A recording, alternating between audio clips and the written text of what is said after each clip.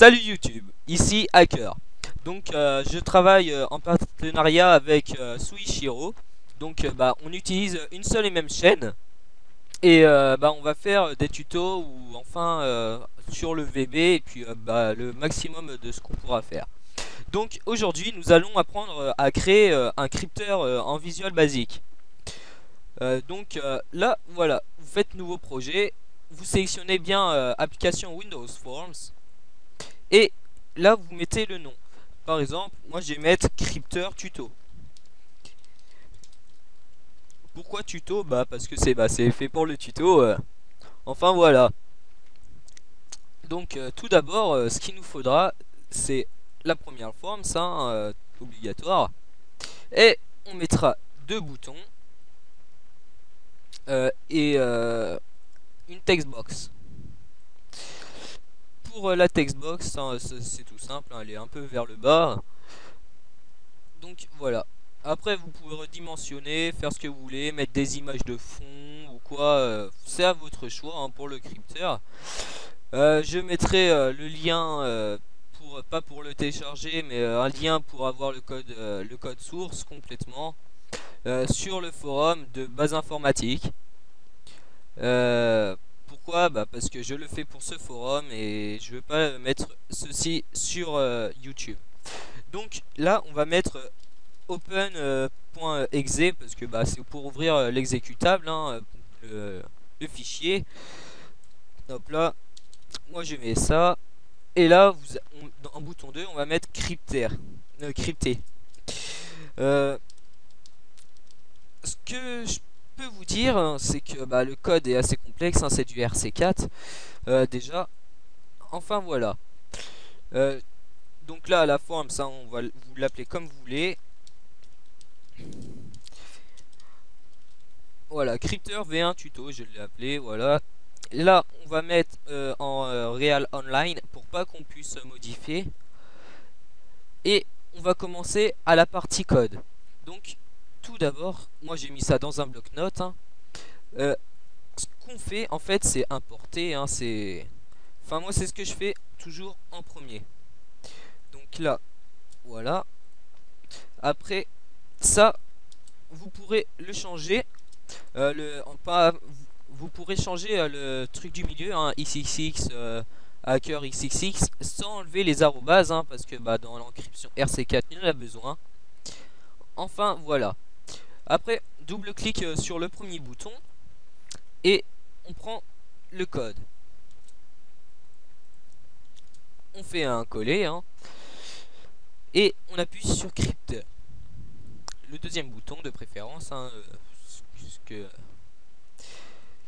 CTRL-C, CTRL-V. C'est mince.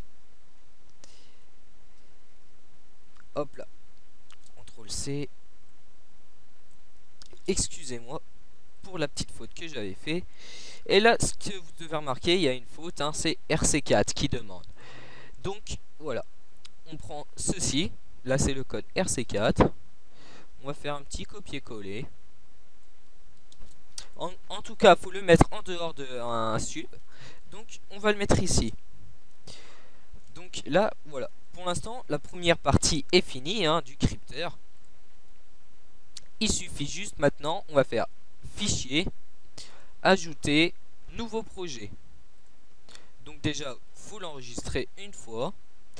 Crypteur tuto, enregistrer, hein, et là, vous faites ici. Et là, par contre, vous mettez stub. S-T-U-B. Alors, je vais vous expliquer en quoi consiste un stub. Ça sert à générer en fait un morceau de code qui ne serait pas dans une autre partie par exemple du crypteur. Il n'y a pas toute la partie, c'est pour ça qu'il faut s'aider du stub. Donc là, on ne touche à rien. À la forme, on n'y touche pas. On fait afficher le code. Et là, par contre, c'est au début, c'est pratiquement pareil, hein. Et par contre, après, le code est un peu différent. Donc voilà. Ah oui, j'ai oublié de vous expliquer. Entre le stub que vous voyez, il y a toujours le même. Ça, faudra, si vous le changez ici, faudra le mettre le même ici.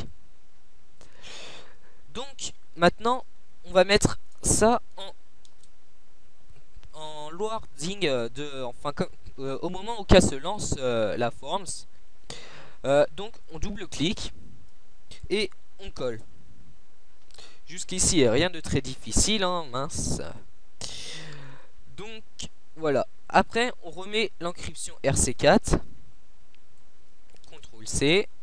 On la met en dehors du sub. CTRL V. Et donc là, pour l'instant, tout va bien.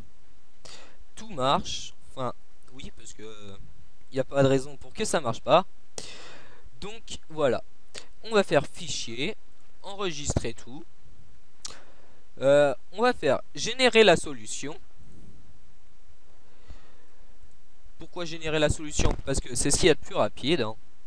Et on va fermer. Donc maintenant, je vais aller dans le fichier où que ça a été enregistré. Nouveau dossier, voilà. Crypteur tuto, j'ai juste à le trouver. Voilà. Là, je vais faire un nouveau dossier. Pourquoi? Parce que il y aura une demande par rapport en fait au stub, au crypteur. Cri tuto, hein, j'ai marqué vite fait comme ça. Voilà, et on rentre dans le crypteur tuto. Ah oui, j'ai oublié un petit morceau de code que j'avais complètement zappé. C'est de modifier par rapport au stub. Il nous demande l'exécutable, comment qu'il s'appelle. Je l'avais oublié, excusez-moi. Donc si vous suivez bien la vidéo ou que vous faites pas de bêtises, là on va faire projet crypteur tuto. Là on prend le nom, CTRL C, hein, et on va aller dans le stub. Voilà, là c'est le stub, voilà. Et là c'est crypteur.exe, donc on va mettre crypteur tuto.exe par contre. Pourquoi? Parce que ça, par exemple, ici, il nous demande le stub. Ici, c'est le stub.exe. Et donc là, ici, c'est le crypteur qui demande. Donc ici, vu que l'exécutable s'appellera crypteur tuto, vous mettez, enfin voilà, crypteur tuto, le nom de l'exécutable. Enregistrez tout et on va à nouveau générer. Donc voilà, a priori ça a dû fonctionner. Crypteur tuto, hop là, bin, relance. Là on va faire un petit copy. Vous allez ici, coller. Vous prenez le stub et vous faites la même chose, copier et coller. Par exemple, ah mince, avec un crypteur, je vais vous expliquer en quoi ça consiste, hein. Ça consiste à crypter des fakes pour pas qu'ils ne soient détectés, enfin pas détruits, ou même des virus, pour pas qu'ils soient détectés par les antivirus. Enfin voilà, par exemple, là on va faire OpenExe. J'ai oublié le filters, je m'excuse, hein. Par exemple, je vais prendre le fake tuto, nouveau, document, fake taste. Ça c'est un petit fake que j'avais fait pour tester un crypteur. Et on appuie sur crypter. Et là, on remet la même chose. Test 1. Je vais le mettre à l'emplacement du crypteur, parce que je sais pas, comme ça.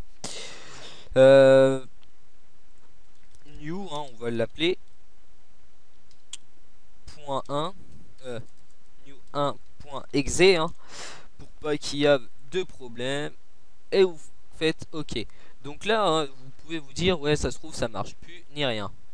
Donc là, vous pouvez toujours voir que ça marche, hein, et ce n'est pas le même.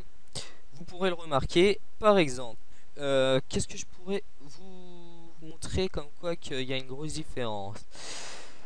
Donc là, je vais rouvrir le fake, hein, d'origine.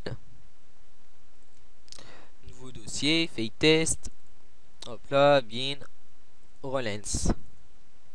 Voilà, voici celui-là d'origine. Vous devez vous dire, oui mais il n'y a rien qui change. Eh ben si, il y a tout qui change. Au contraire. Pourquoi?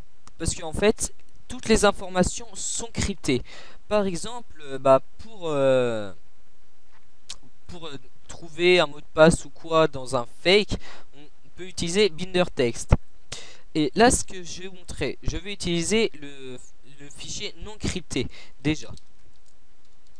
Donc voilà, fake test, hop là, bin, relance, et là je prends le truc et go. Et là vous verrez, on peut taper arrobase, Gmail, Hotmail ou quoi, en fait c'est pour trouver. Voilà.